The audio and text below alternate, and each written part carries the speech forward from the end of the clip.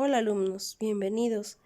El día de hoy haremos un repaso del sonido de la R, pero en sonido suave. Para ello tenemos que recordar que la R tiene dos sonidos. Nosotros ya habíamos repasado este. Y te había yo comentado que al inicio, o bien cuando encontráramos dos juntas, iba a sonar fuerte. Rosa, perro, parra.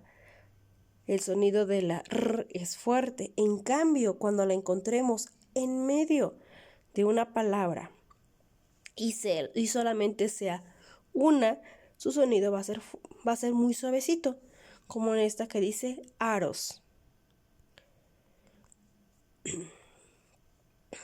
Ahora vamos a leer aquí ir, ur, or, ar, er.